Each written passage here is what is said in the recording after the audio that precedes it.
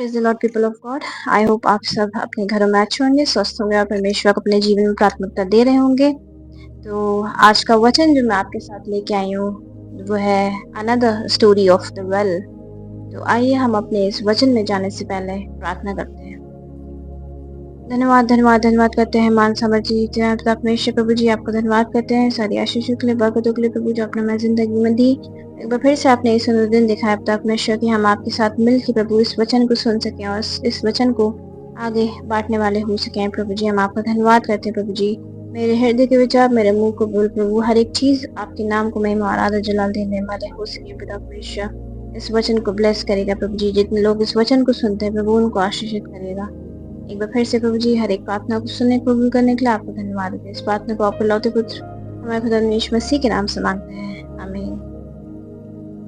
तो आज जो मैं आपके साथ शेयर करने जा रही हूँ वो है the story of the well part 2।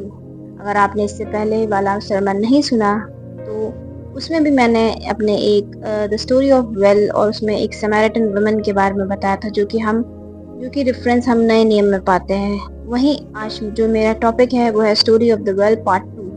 तो ये जो मैंने रेफरेंस लिया ये पुराने नियम से लिया और आपको एक रेवलेशन मिलेगा कि परमेश्वर ने कैसे एक वेल को यूज करा अपनी वाचा को बताने के लिए और एक अपने प्रोमिसेस को लोगों तक पहुंचाने के लिए। तो आइए हम देखते हैं आज आइजैक और रिबेका की कहानी को, या फिर आइजैक एंड रिबेका की स्टोरी को। तो हम चलते हैं जेनेसिस 24:12 उसका 19, जहाँ इस प्रकार लिखा है, Then he prayed, Lord, God of my master Abraham, make me successful today and show kindness to my master Abraham.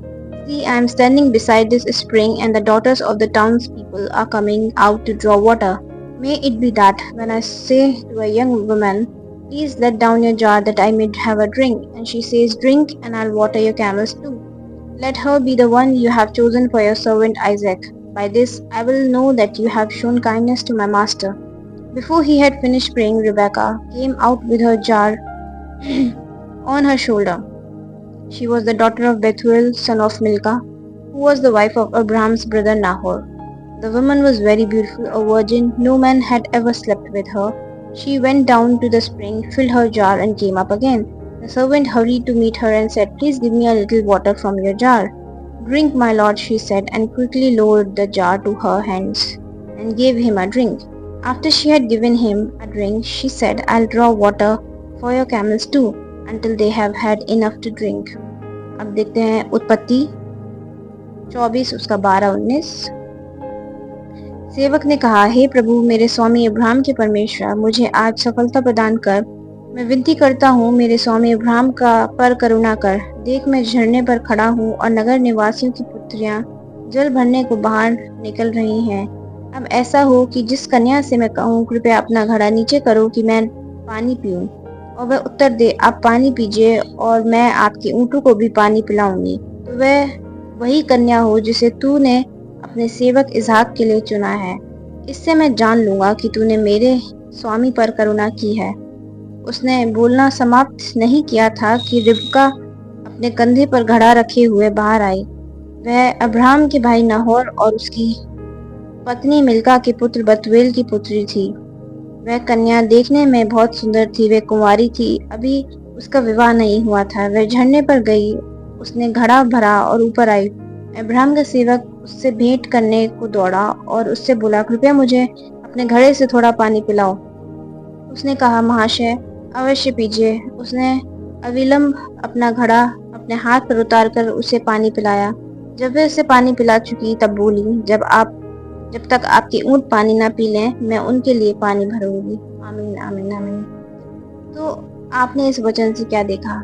जैसे कि हमने नए नियम में देखा कि एक सावरी स्त्री या समैरिटन वुमन को परमेश्वर ने उस कुएं पे जाके उसको ये विश्वास दिलाया कि परमेश्वर उससे प्यार करता है।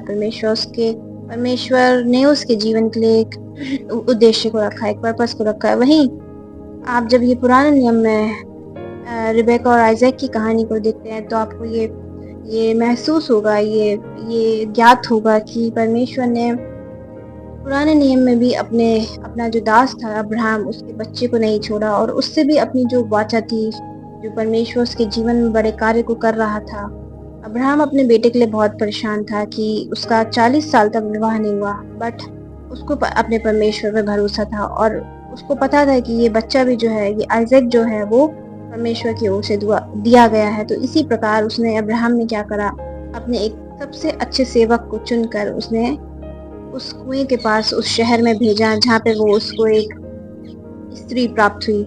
और वहाँ उस सेवक ने भी प्रार्थना करी और परमेश्वर से मांगा कि आप अपने अब्राहम, अपने अपने दास, अपने सेवक पे आप क्या करिए, रहम करिए, अपनी ब्लेसिंग्स को दीजिए।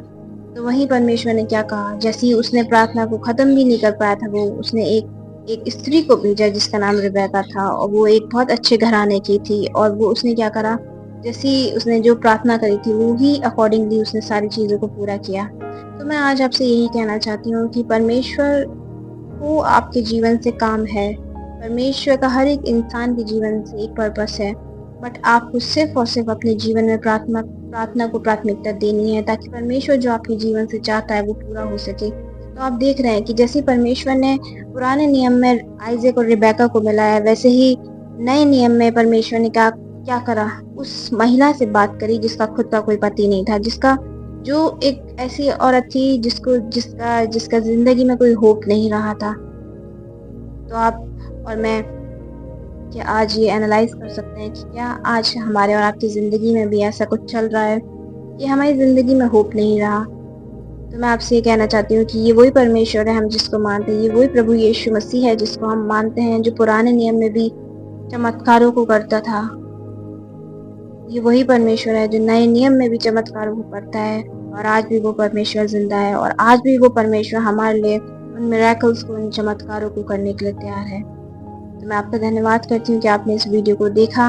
और अगर आपने मेरा इससे पहले वाला सरमन नहीं सुना है, समैरिटन वुमन का या सामरी स्त्री का, महिला का, तो आप जाइए पहले उसको सुनिए ताकि आप उस वचन से इस वचन को रिलेट कर पाएँ। आइए हम प्रार्थना करते हैं।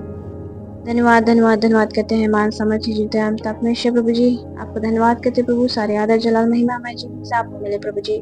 इस वचन के द्वारा प्रभु जी लोग आपके आपके कवेनेंट्स को, आपकी वाचाओं को, आपके प्रोमिसेस को अपने जीवन में समझने वाले हो सके प्रभु जी। और अगर वो अपने जीवन में किसी किसी चीज़ पे प्रभु, किसी इंसान पे निर्भर हैं, तो वो उसको छोड़ के प्रभु सिर्फ़ और सिर्फ़ अपना भरोसा आप पे लाने वाले हो सके प्रभु जी। क्योंकि आप ही इटर्नल होप है प्रभु। अगर किसी का भी इस टाइम जो ये वीडियो देख रहा है उसका होप खत्म हो चुका है प्रभु, उसकी उसके जीवन में परेशानियाँ चल रही हैं प्रभु, मैं आपसे प्रार्थना मांगती हूँ कि आप उनके जीवन में उनको दर्शन दीजिए प्रभु, ताकि वो अपनी ज़िंदगी को बदल सकें प्रभु और आपके नाम में और आपके कामों में आगे बढ़ सके प्रभु जी।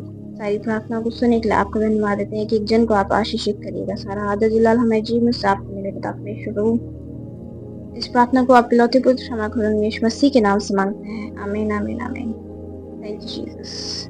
एक बार फिर से मैं परमेश्वर का धन्यवाद करती हूँ कि उन्होंने मौका दिया कि मैं इस वीडियो को बनाने वाली हो सकी हूँ। मैं आपसे रिक्वेस्ट करती हूँ कि प्लीज़ इस वीडियो को शेयर करिए, लाइक करिए, इस चैनल को सब्सक्राइब करिए और लोगों तक इस वचन को पहुँचाइए ताकि वो भी परमेश्वर के बारे में और ज़्यादा जान सकें। Thank you so much for watching. Praise the Lord everyone. Shalom.